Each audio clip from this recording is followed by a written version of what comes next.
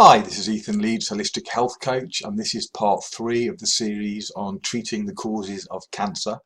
And I think it's fair to say that it's not going to be difficult for you to work out what I'm going to be talking about today, which is CBD.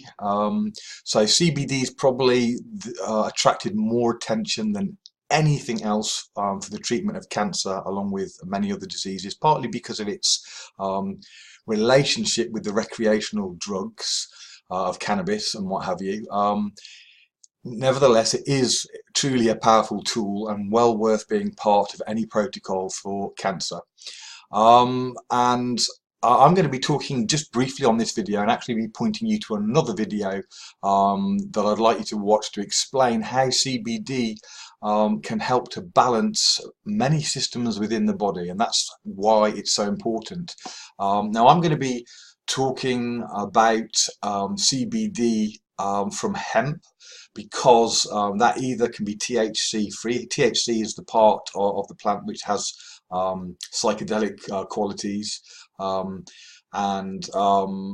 it's very small trace amounts in hemp, or completely not existent. It can be completely removed.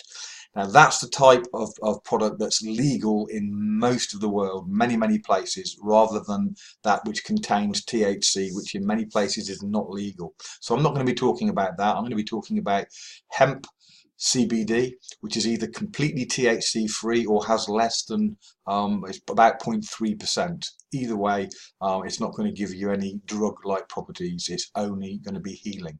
So you're not going to get high, basically, with either case. In the UK, where I am, it has to be THC free. But it depends on where you are as to what you can get. Anyway, that said, so CBD has been strongly linked to healing with cancer. But what a lot of people don't know is that from 1850 to 1937, it was used as the prime medicine for more than 100 separate illnesses and diseases in the US and many other places around the world. And a lot of this has been forgotten because it was made illegal for reasons that were not in the best interests of the people, let's put it that way. So CBD has a long history of being used for to help with disease. So The Truth About Cancer, a documentary about cancer treatment naturally, tells us that cannabinoids, which is the full term for CBD, cannabinoids inhibit tumour growth by causing cell death, blocking growth, and blocking the development of blood vessels needed by tumours to grow. Okay, laboratory and animal studies have shown that cannabinoids may be able to kill cancer cells while at the same time protecting normal cells. So CBD certainly has a place, as I say, I'm going to be putting a video below which tells us how it works and what effect it has on the body.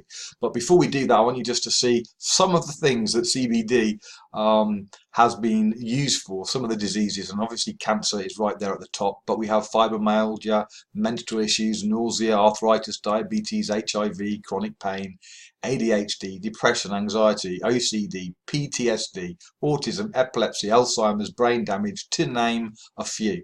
Okay, obviously, as I just said earlier, there's over 100 diseases that it was used for as the primary treatment in the past. Okay, so I'm gonna ask you to watch the video that I post below, which explains it in very well. I think I'm not going to do it because I found a video that does a really great job of explaining what it does to the body. Okay. Then if you want to purchase CBD, I will put a link below that for more information on the CBD that I personally recommend. Now, there's a lot of bad CBD out there because it's such a massive market. There's a lot of people jumping on the bandwagon using CBD that's of poor quality for a variety of reasons. So one of the things you need to look for with any CBD is that it's organic, certified organic as well, not just claimed. There's a lot that claims that's not really actually organic.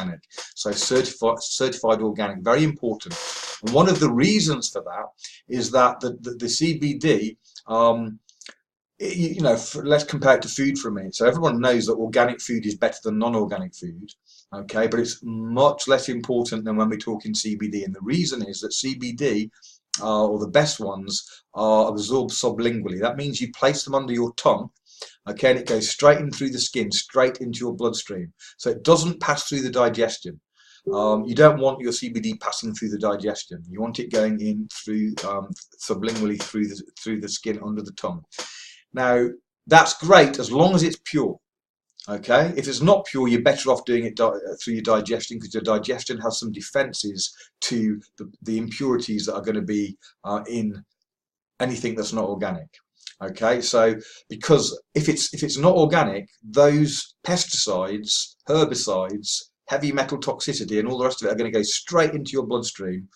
And if you're taking CBD for health reasons, the last thing you want to do is be taking on extra toxic load.